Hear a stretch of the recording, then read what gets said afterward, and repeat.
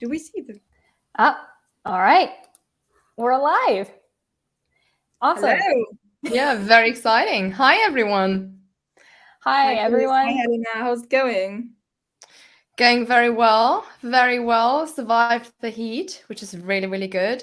I mean, I am not sure about everyone who's in Germany. We're like, not Anita and I, we're in London and it was so hot. It was like 40 degrees, but we survived. How did you survive, Phyllis? Yeah, I am in Germany, so I can say a little bit about that, I guess. It wasn't quite that hot. We definitely didn't get to 40s. Yesterday was like 33 or something, probably the height of the heat. But I mean, it's still really, really hot. Yes, especially when you're not at the beach. Oh my goodness, the beach. Well, thank you everybody who is joining us. I think something that's always kind of a little bit of fun is if you want to put in the comments where y'all are from, just so we can see how international this group is. Yeah, let us know where y'all are from. And Munich, nice. Yeah. Hi to Munich. Would be also amazing to hear if you're an SDR, an AE, a manager. Yes. That would be quite interesting to hear as well. Mm-hmm. Yeah, so pop it in the chat. And I guess in the meantime, maybe we can do just a quick round of introductions. So I guess I can start. I'm Phyllis. I'm an SDR at Demodesk. And yeah, it's great to be here. I guess perhaps a little bit related to our topic of storytelling.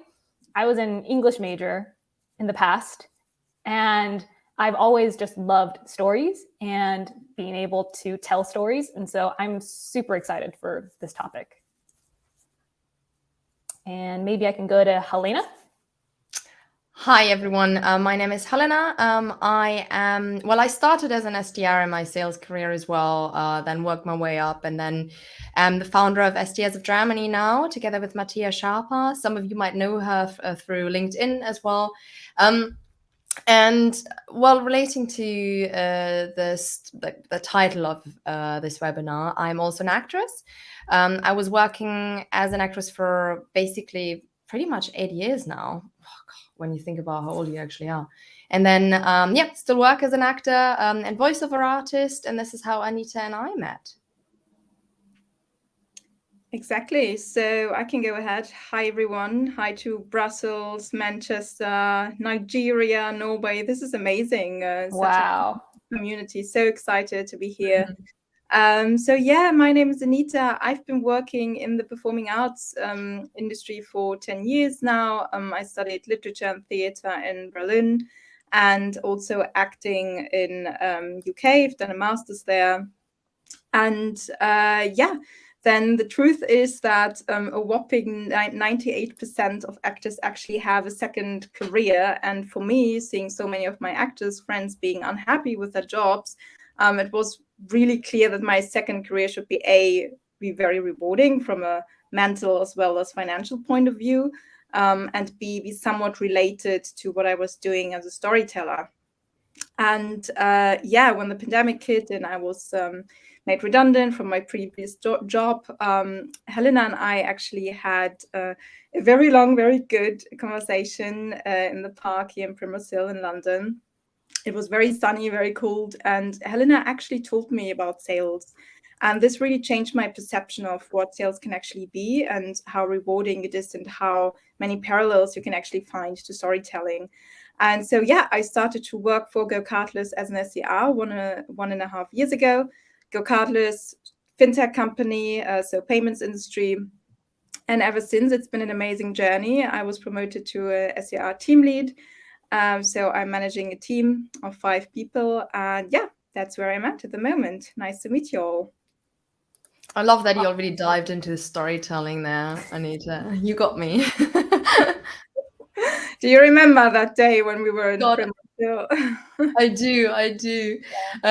Because there's always that, like, finding your own story. And I think, especially in sales, it is so important to find, before you find someone else's story, really understand your own story so that you can go into a meeting fresh without just all of that self-confidence issues, etc., but actually go in because you know where you come from. So I love that you just wrapped that up.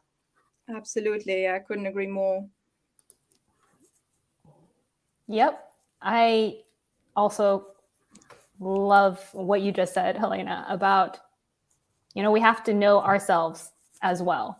We need to sell ourselves in sales even, actually. So now that we've introduced ourselves, it seems like a good time to dig in a little bit more to the topic of storytelling and even more into why it is important in sales. And I think I started to realize not only the benefit of storytelling, but even the need to incorporate storytelling into sales when I started to do outbound prospecting. And one of the first things that I learned was not to feature sell or feature dump, because people don't care about what your product can actually do in cold outreach. They care about how you can solve their problem. And that's where storytelling comes in, because it helps people with something critical, which is it helps them actually imagine using your product or service. And this in turn helps them to want to use it. And I think a great example of this is iPhones. I have been using an iPhone for the past 9 years of my life. And at this point, I can't imagine myself using any other kind of phone, although I'm sure there are equally good phones out there. But I kind of bought in, and knowingly so, into the story that I once heard about iPhones being the best phone for non-tech savvy people like me. So I am really not actively looking at all to change phones or brands, like maybe ever. What it might take for me to go to another phone is if someone informed actually comes to me and tells me about why another phone would actually be better for me, which, is kind of what we do as sales reps. So the challenge I realized is learning how to tell the story as succinctly and simply as possible in cold outreach and with customers, ideally in 150 words or less.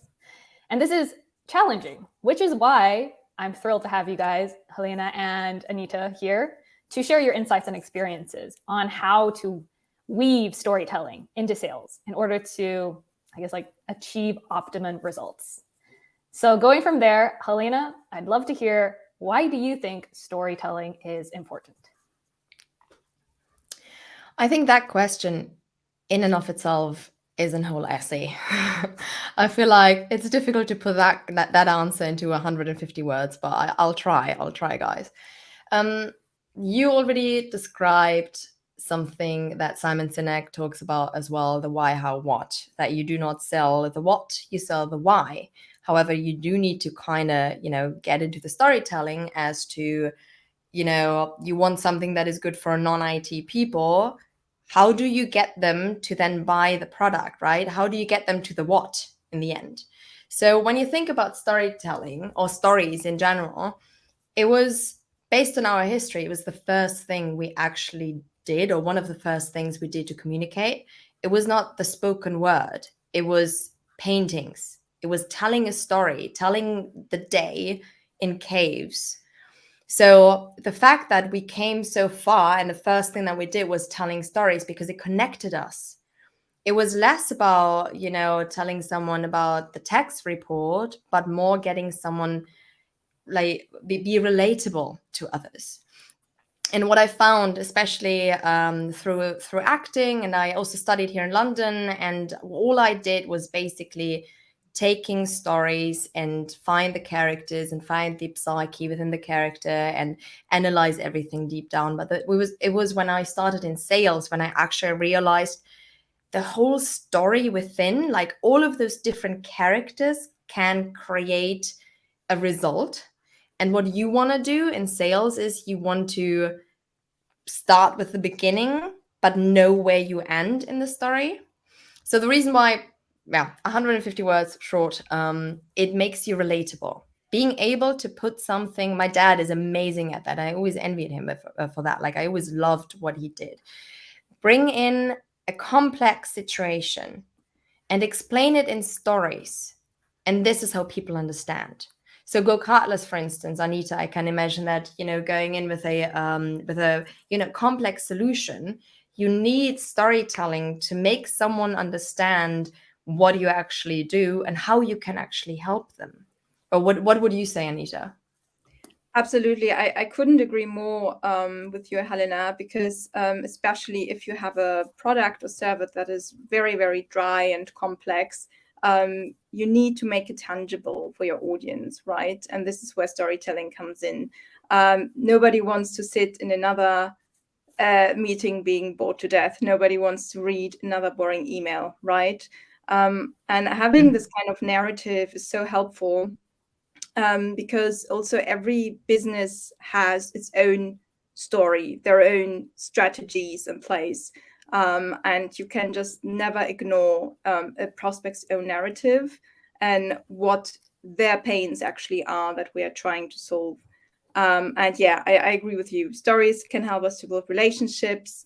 And by this, I mean genuine human connection. And in the end, it drives your performance. So it increases your success rate, your reply rate, your meeting rate, your op rate.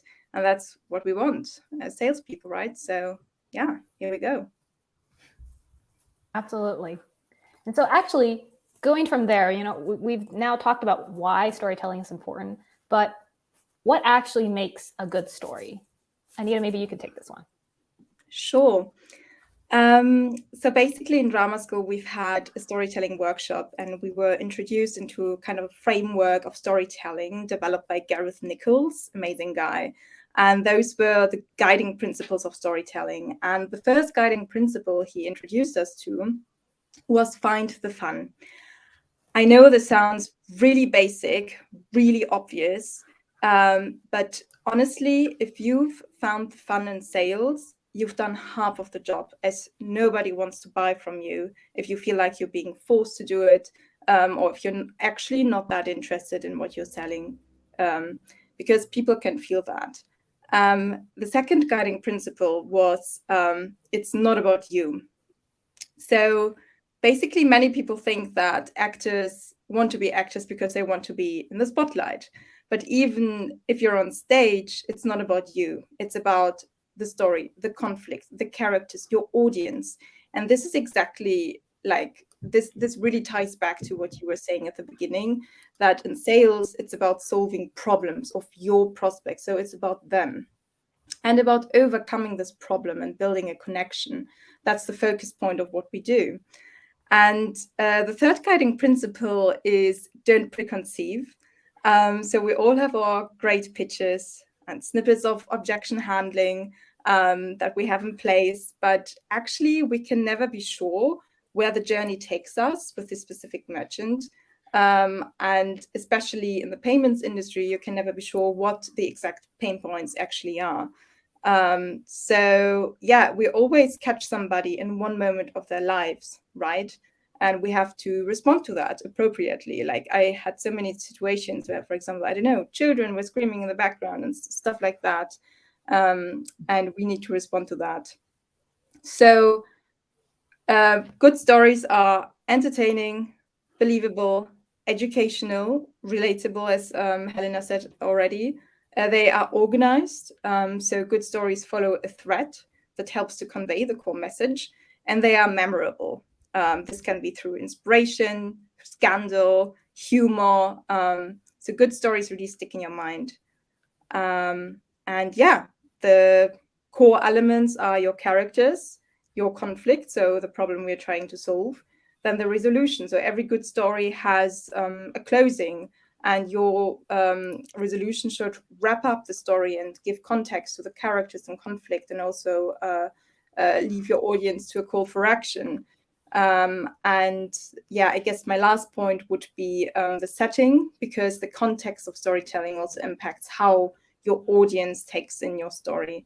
And this is more than where the story takes place. It can also how to share the values and goals of your characters, and shift the tone of a conversation, if that makes sense.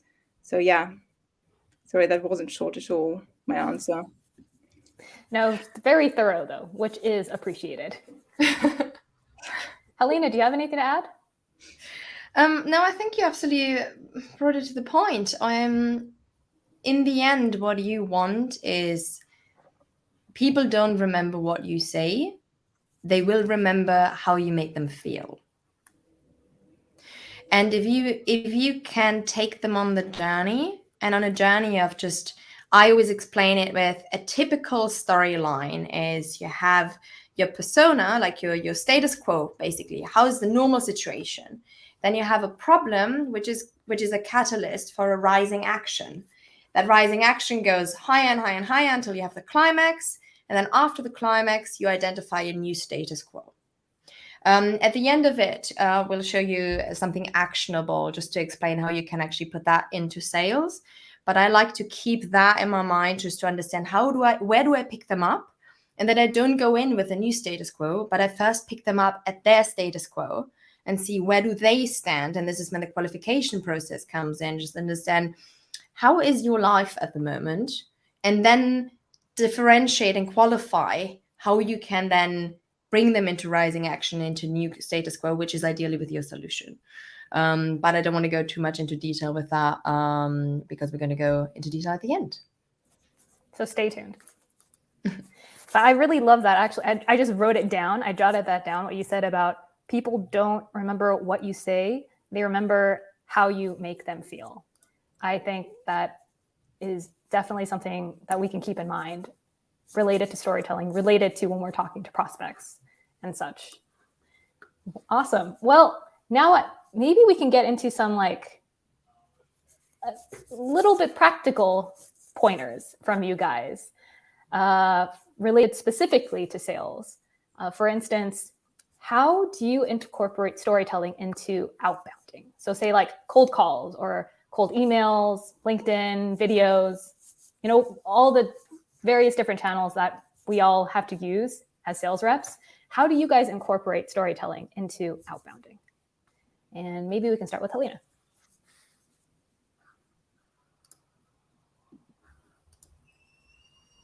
Sorry, Phyllis, my internet was just gone. Did you ask me that question? Yeah, directly. Okay, all right. So it's like out of the moment, it's like robot sound. I'm like, okay, good. I just hope they didn't ask me. There was that silence. I'm like, damn it, they asked me. It's always at those like that moment. Yeah, exactly. Always when you're just like, okay, good, let's just sort that out.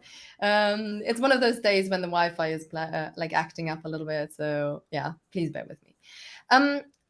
Well, I think there are two ways.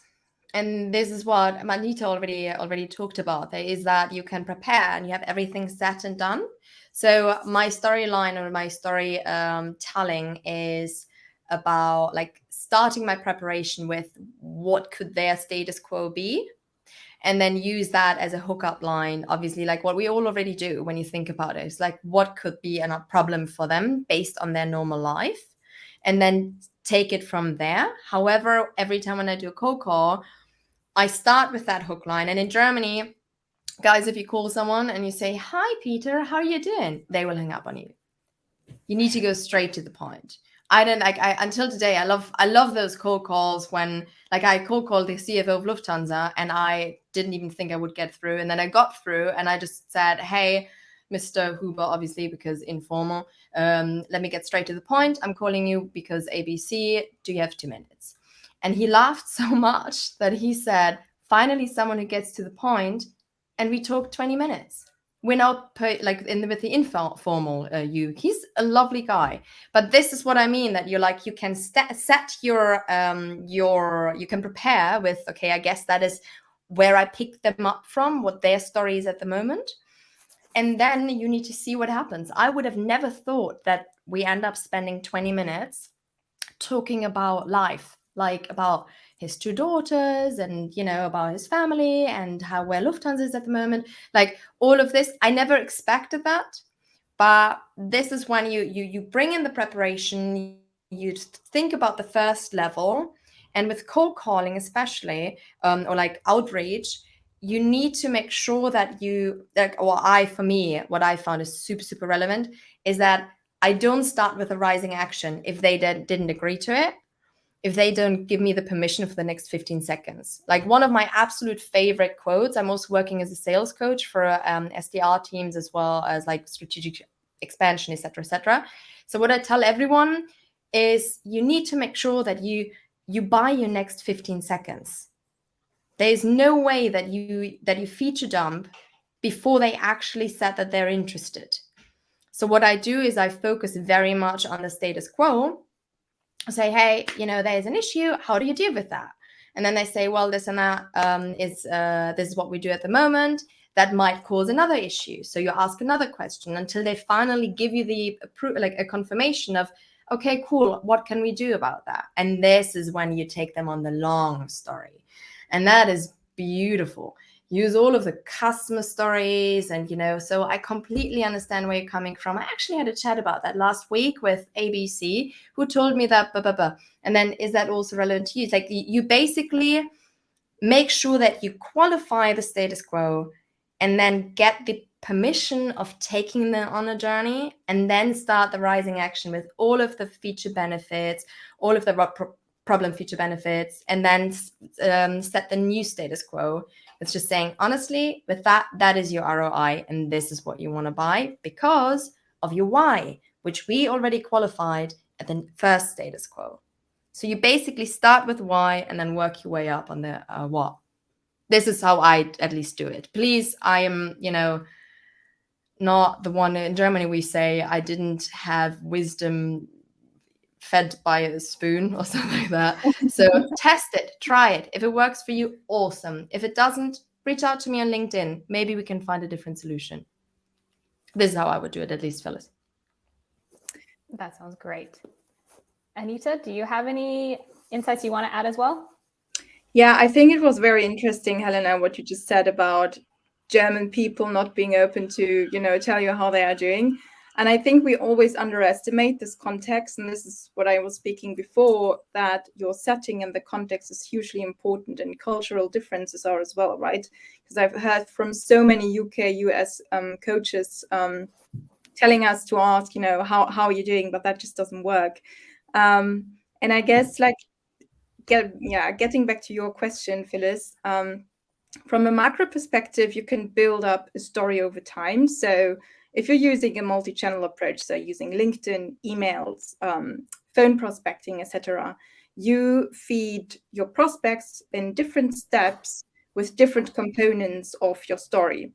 So your emails, for example, they tell them something about the conflict, so about the problem that needs to be solved. Your calls give the opportunity to build a relationship and to find out more about your audience and about your prospects in order to make the story and prospecting even more relevant to them.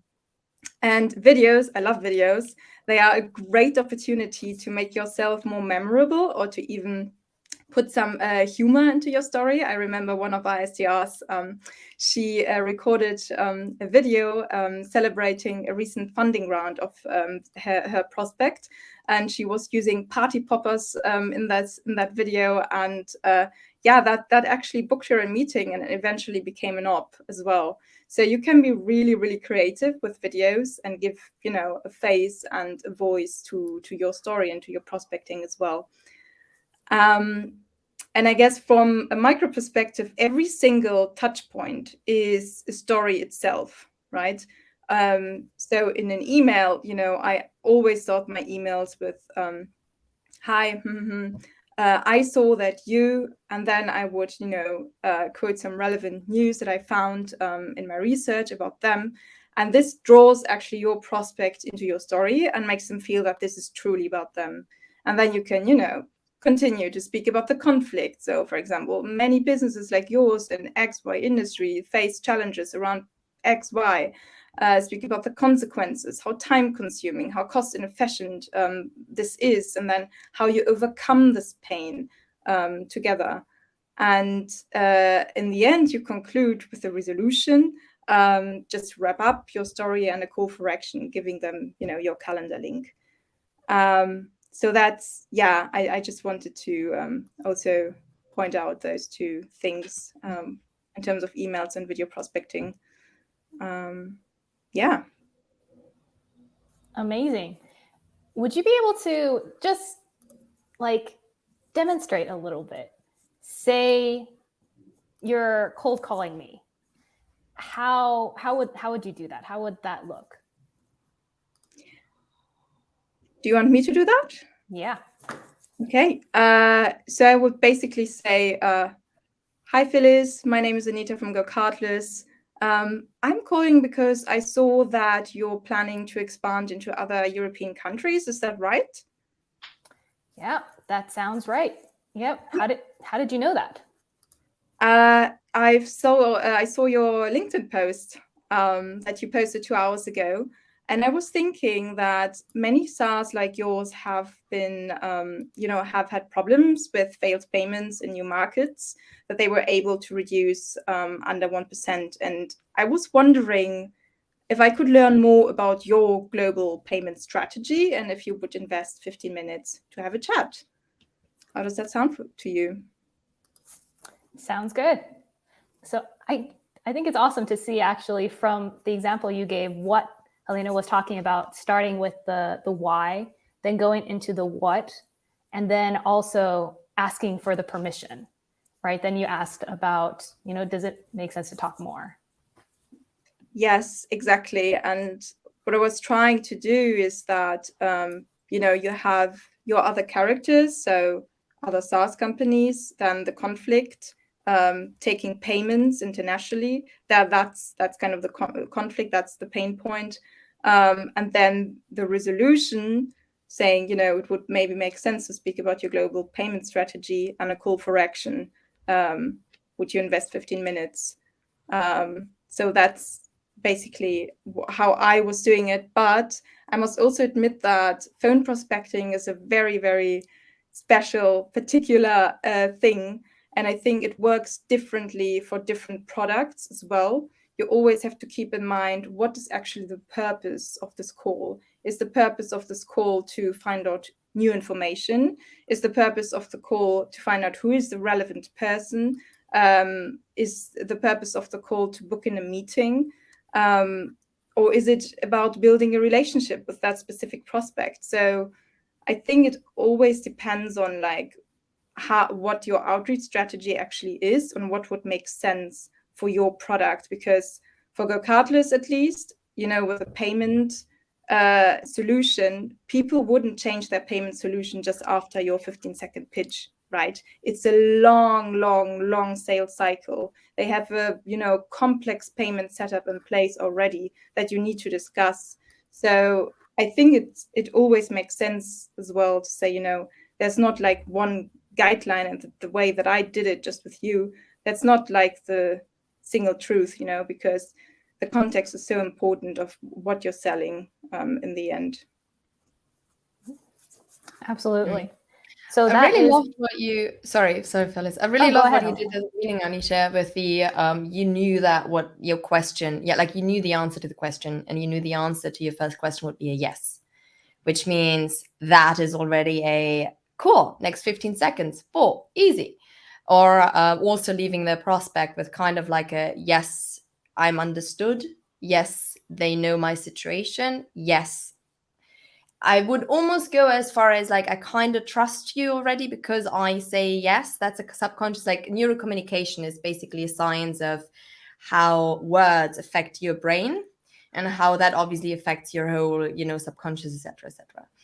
And yes, for instance, if someone says yes, that has a very positive effect to your subconscious than someone who says, oh, I don't know, or maybe, or but, like those little words. So I love that. I really love how you got the 15 seconds board right at the beginning. Good, glad to hear that because yeah, no, I was just like right out of the blue. Okay, good. I know. I was just like, okay, great, you got this, Anita. I was just like, let's try it. But so actually going into that, even talking with customers, so it's one thing to incorporate like storytelling into the outbounding and the prospecting. How do you incorporate storytelling into your customer conversation? Say your discovery calls, your demo calls, follow up even. So go ahead, Helena. Do you want me to? Okay. Yes. I mean, the discovery is basically what I already described as the whole, you find out about the status quo. And, sometimes you have conversations that just, you need another second, like a second conversation afterwards to actually do the whole journey. And sometimes you have the first conversation just understanding their status quo and leaving them with, there's a potential solution for their problem, and then you just book in another call to finish that story. I think that's super important, that it is okay to split up the storyline. I think with demos, I was working as account executive for a Peakon, which was bought by Workday. So what we did is a software solution for employee engagement. And there, obviously, we had to do a lot of demos. So everything that we sell, we usually have our base qualification call, and then we start the demo. At the beginning of doing the demo, it felt like, when you learn something and then you have that call, and then you feel like you need to prove them that you know it all, So you show them everything. You just show them that you know. Instead of, and then the more I did the demos, the more I got back to, hold on, where's my storyline? Are you guys still there? Because my Wi-Fi just broke, right? You are frozen for me, but I can still hear you. Same. Now you're back. Yeah. I see movement again. Can't you hear us? Hello? Hello? Okay. Oh, there. Here we go. Are you back? Yes. No, I'm back. Gosh, what a day. Isn't that funny? Okay, great. So with demos, what I then did was just thinking about, again, where do they start? What do they know already? And how can I then incorporate that into a story? So sometimes I just tell them about Herbert. Herbert is 38 years old, and it takes him around 45 minutes on the train to get to the office. It's a sales manager or HR manager, depending on the persona you sell to. And he's on the train. First thing he wants to do is check his emails, because before he arrives in the office, he just wants to chill a little bit, right? As everyone does.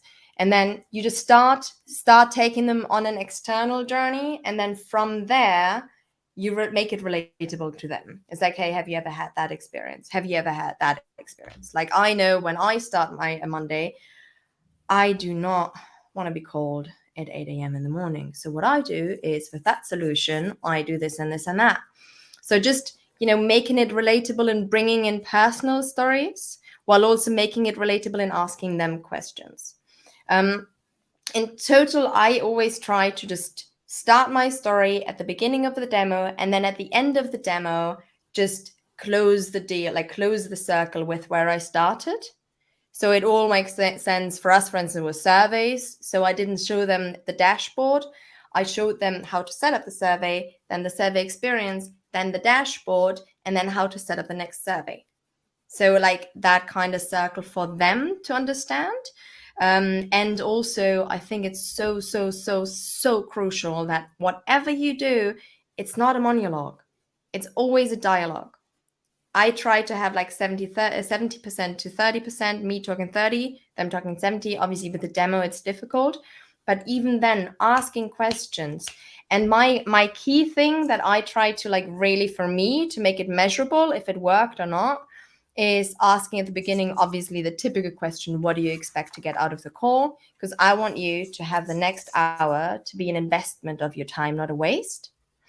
And at the end of the call, just asking, hey, do you feel like that was an investment of your time? Or what was it that, that you could take away from it? Did that answer your question, Phillis?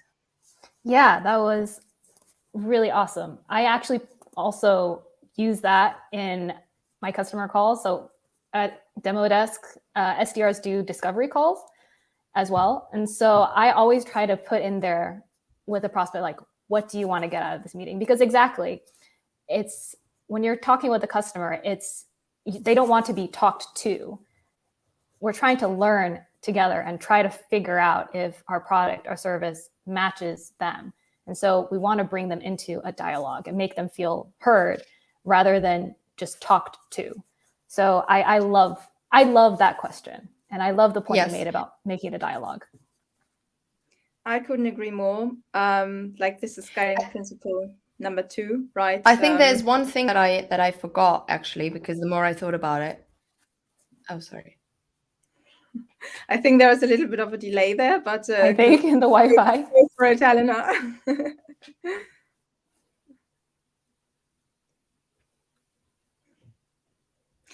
So I'm not sure if you're still with us, but I already used my hotspot. I don't even know what is happening at the moment. No, sorry. I'm just gonna blame the heat wave.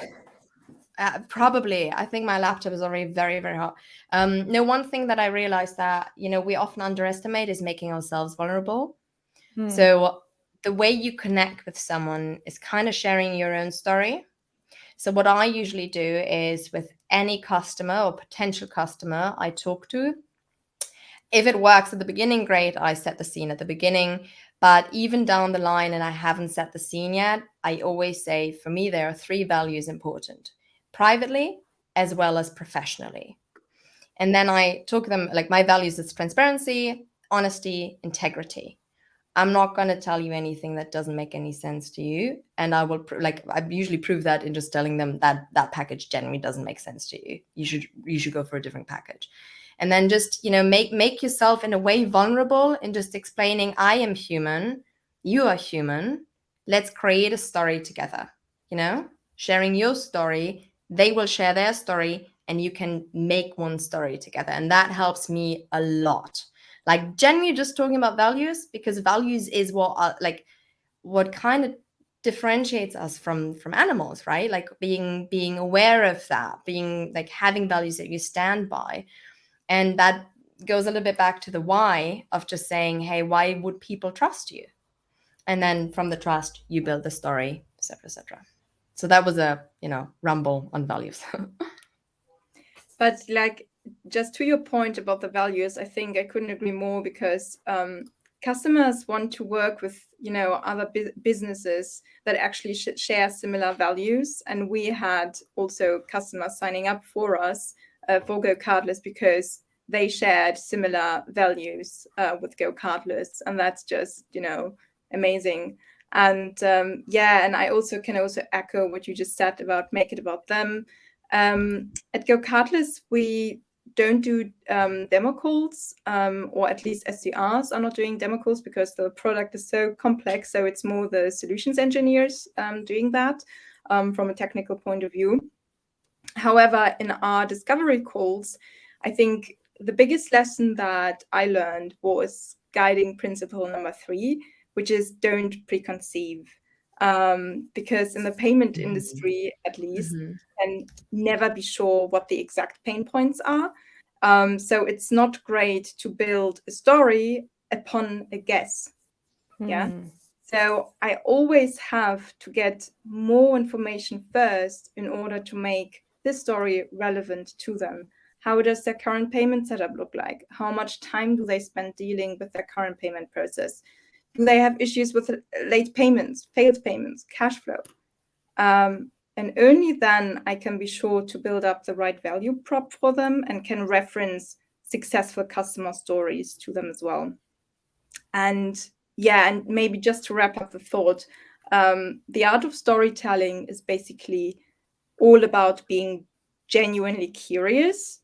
And if you're curious about your customers, they will be curious about you and your product as well. So that are my thoughts about this. You go, girl. I love that. Yes, curiosity, massive, massive point. Yeah, because I guess at this point of time, many people are not trained to be curious. That's nothing that, we learn in school, for example. In school, we have to learn how to be, how to have discipline and how to do one task after the other efficiently. But we don't learn how to actually be curious, how to build a genuine human connection to someone else. But I think those are actually traits that really brings you to success. And it doesn't matter if that is in sales or somewhere else in a different industry. Yeah, I think actually I was really inspired by just what you guys said, because it gave me the realization that when we go into a customer call, we try to be prepared. It's always good to do our research before we talk to somebody, right? So they know it's like, oh, this person isn't just coming in blind. but they know kind of what they're talking about. They know about me a little bit, which is why they reached out. It's always good to go in a little prepared. But the danger with that is we can build sort of our own story based on the research we did and our preconceived notions and assumptions, which is dangerous because, like Anita, you were saying, then we might have a certain kind of narrative that we want to bring into the call that we expect the customer to go along with, but we never know. We don't know actually if the assumptions we have are correct. So that is a danger even in creating a story before going into a customer call. We have to make sure that it's a dialogue so that the story can be adjusted to actually be the customer story. Absolutely. I mean, how many times at the beginning of my sales career, I was sitting there and the customer was like, well, we don't have any problems with failed payments. So that was a great learning curve for me as well, because, there are just so many different pain points and aspects. And that's what I also meant at the beginning, that every company has its own story and history as well, with certain strategies in terms of like where their business wants to go to, if it's like their payment strategy or HR people strategy or whatever. And this is something that is just hugely important to understand. But yeah. Amazing. Well, I think what would also be great is if you guys have any go-to stories. I personally have one that I always love to share with customers. I would love to hear if you guys have any go-to stories that you share with customers about your products and services. So with SDRs of Germany, for those who don't know it, what we do is we basically have a community, like a separate kind of LinkedIn for German-speaking salespeople. So it started with the idea of having a community for German-speaking SDRs, because Anita was onboarded in England, I was onboarded in England. Like, so many people get onboarded in English. That means that there is not really a support they need, right? So this is what we created, and now what we're selling is a job board. So it's basically a job and brand for companies, because every company is looking for German-speaking SDRs. What I'm taking care of the customer engagement, and the way I do it is basically first, obviously, starting a little bit of a disco call, just understanding what is their status quo, but I'm actually taking them on the journey of a German-speaking SDR and just explain what do you need to do to actually hire someone. So what I usually like to do is you need to think about someone that is usually a millennial, that usually was brought up with Instagram, TikTok, Facebook. We don't read anymore. So what we need to do is we need to take a video of one of your top seller that is ideally below 3 minutes, because we all know we don't watch long. We don't have a very high attention rate, but we can watch that quickly on the tube. We have the video of your best seller to make sure that they get an understanding of who you are without actually getting out of their own way. So instead of focusing on the customer story, because every customer needs a German-speaking SDR, this is why we're talking, but it's more about them understanding that it's less about them getting the best essay out, explaining why that office is awesome, because every morning they bring new bananas and it's great and we're all a happy family. This is not what sells your company. The employer branding part, the how to represent yourself, is to take them on the journey of who is listening and how do they listen. So my go-to is just, talking about the millennials, talking about how do you actually access their story rather than talking about the customer story, because every customer that I talk to, they usually don't know what the other story is, and this is what they want to get out of the call. So this is my go-to. I hope that answers your question, Phyllis, even though it's kind of like not, Yeah, absolutely. I would also love to hear Anita. Do you have a go-to story?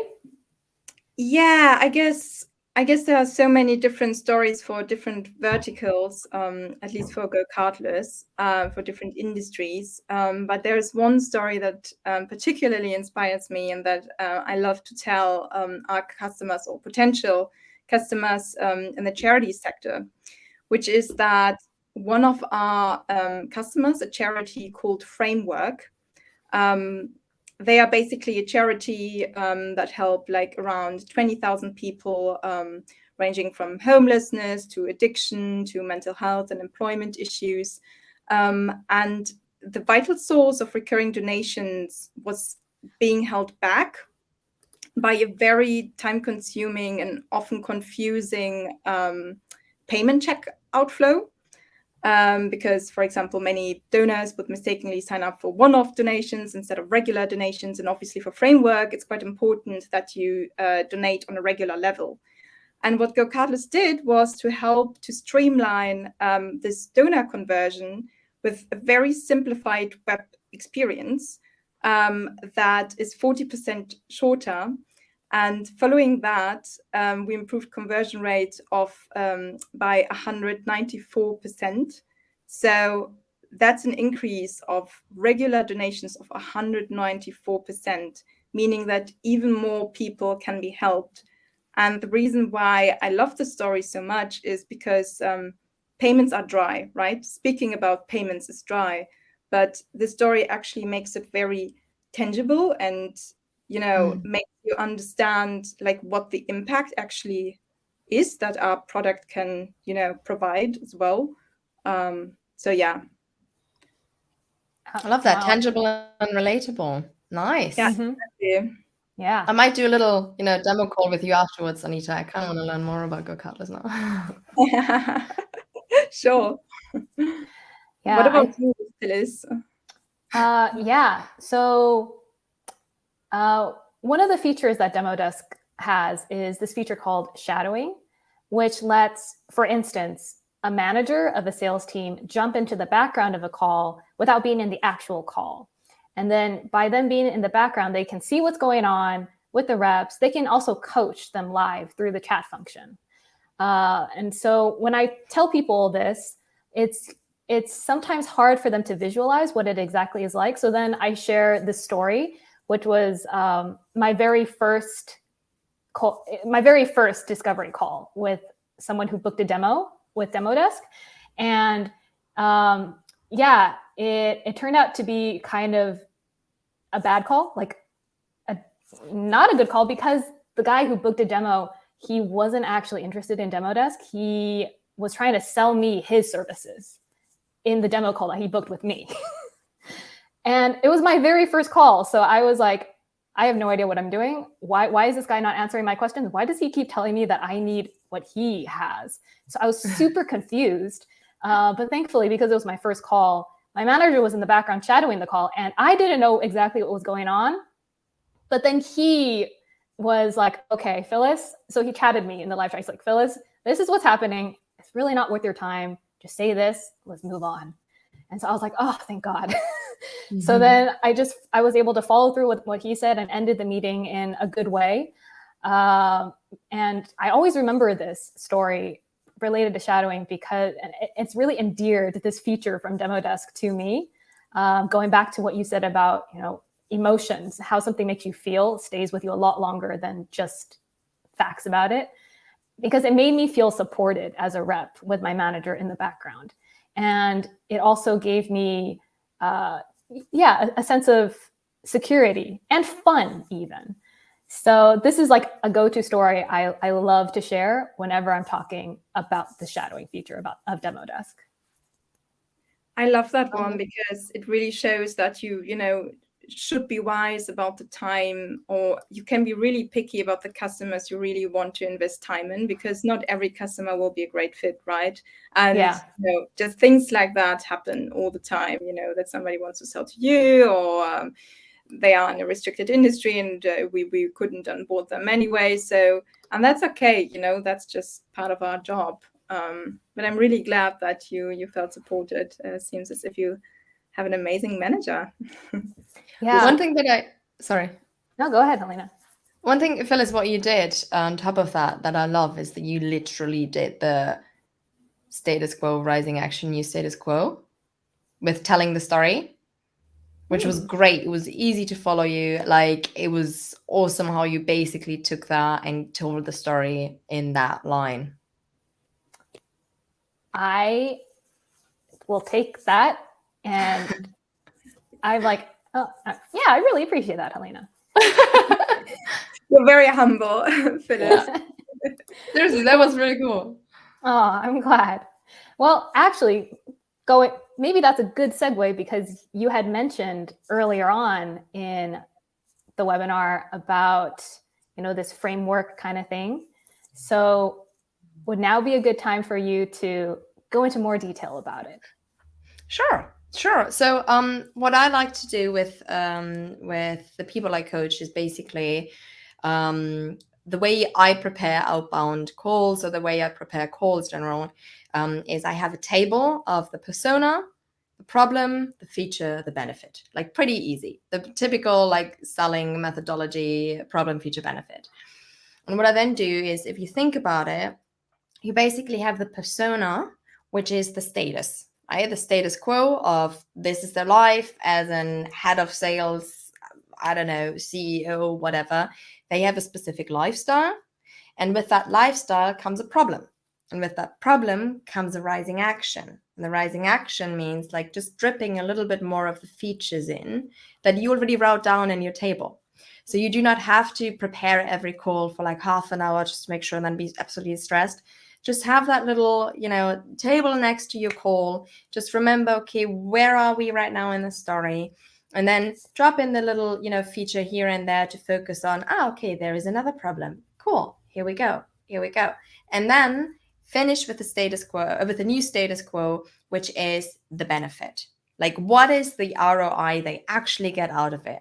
So I like that exercise a lot, because it helps me to organize, obviously, my thoughts, but also organize my calls, feel like, okay, good, I am in control of the call, while always allowing myself to still be free of changes. If they just bring something else in, sometimes rising action is not like that. Sometimes rising action is like that, you just find your little problem, and then you find another solution, and then you find a little problem, and then you find another solution, and then you go to the new status quo.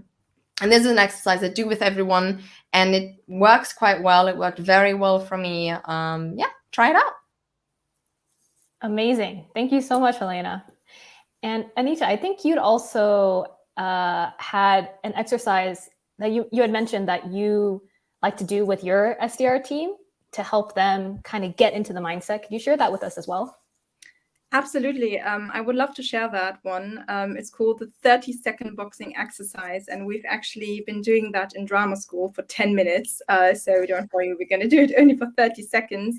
And I would strongly encourage you and invite you all sitting at home to participate in this exercise whilst I'm going through it. So no matter if you're an SDR, if you're an AE or an SDR manager, and by the way, don't worry, we can't see you and we can't hear you, so you're all safe. If you feel like you could use more spontaneity in order to be more authentic in your storytelling, or if you want to free up your brain before a call, just let the creative juices flow. If you want to improve your improvisational skills to be able to better respond to questions, or even if you're just about to give a presentation and you feel like, oh my God, my mind's going blank, this exercise could be actually helpful. So yeah, let's do it now. Basically, imagine that there is a huge box in front of you. This box is empty, right?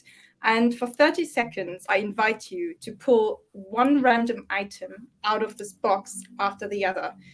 Those items can be objects. So, for example, teddy bear, glass, phone, book. But those items can also be of a more abstract nature. For example, love, hate, whatever.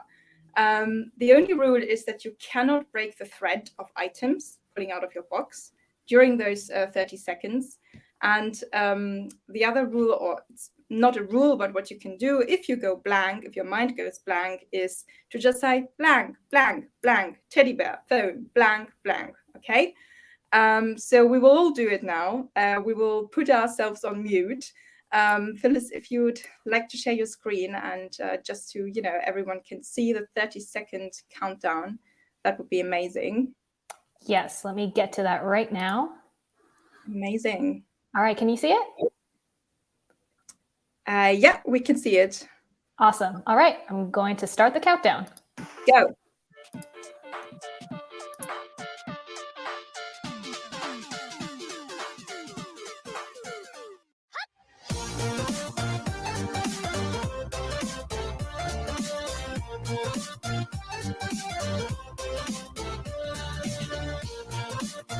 Okay.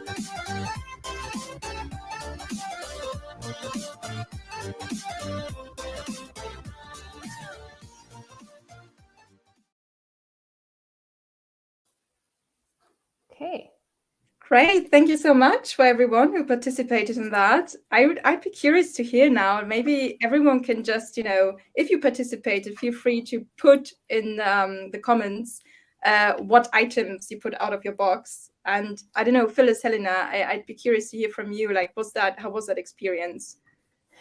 It was really interesting. Actually, I feel like it did actually help clear my mind a little bit. And I'm sitting in the kitchen-ish area. So everything that I was pulling was like kitchen related. I was like oven, bowls, cups, fork.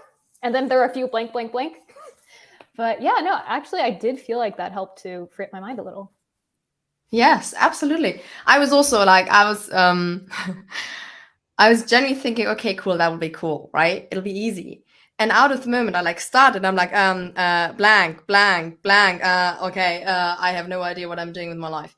And then at some point, just before the 30 seconds, I started talking about wood, air, water, and it was really weird, but it just took me into the forest, and I just felt like I was in the forest. And that was really cool. Like, I did not expect that. I genuinely thought I'm just gonna, do a very easy exercise, like typical acting, and here I am chilling on the water, like next to the river, the sunset goes, I smell the air. Lovely.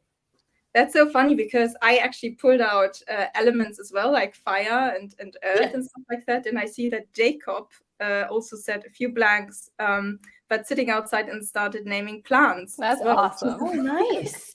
Which is amazing. And yeah, just imagine to do that for 10 minutes. You will be surprised what kind of items come out of this box. But yeah, I think the main thing here is to really do it on a regular basis. Yeah, you can do it under the shower. You can do it while it's cooking. You can do it while it's having a walk, waiting for the bus, whatever. And what it does is really, to improve your improvisational skills so that you don't have to be afraid of going blank again. And even if you do, the well is never dry, right? The next thing is just waiting around the corner. So, at some point you build up, a really good relationship to your own spontaneity. So yeah, that's just something I wanted to give to everyone, and I hope you enjoyed that. Yeah. Awesome. Well, we have just a few more minutes of the webinar. So maybe now would be a good time if anyone has any questions for Helena, Anita, just pop them in the comments. And if Helena, Anita, you have any last minute things or just final thoughts about storytelling you'd really like to share with us, love to hear it. For me, storytelling is not only for sales, for your job, but also for yourself, right? Because if you, it's nothing that you can, grab on an intellectual level. You just have to do it. I hope that, we could give you a little bit of insights of how you could do that, or what like the theory behind it is. But just be curious, be bold, and then the story will come on its own with your authentic voice as well. Like that would be like the topic for another webinar, like how to find your own authentic voice. But yeah, I think those are my final thoughts. I love that, Anita. Absolutely. Because we are often so focused on others that we forget about ourselves. And your storytelling doesn't start with telling someone else's story. Your storytelling starts with your own story. And asking yourself the tough questions, asking yourself, sometimes if I have an issue, I do a little bit of a qualification call with myself, because I'm like, what exactly is the problem right now? And what do I actually want to get out of it? Because I sometimes don't even know. I think the journey never ends is probably my last note. You will always learn more. Even like today, Anita, Phyllis, I learned so much from you guys. Even like that exercise, I never did that before. I'm definitely going to do that tomorrow in the shower, because I'm like, get ready. So you will always learn more, and you don't start with others, you start with yourself. Amazing. Well, Anita, Helena, thank you so much for joining me for this webinar and sharing from your experiences, from your insights about storytelling. I think I really did get a lot out of this from you guys. So yeah, like you're saying, never ends. Thank you so much Phillis. for having us. Yeah, it Phillis, it was great. Thanks. Sorry.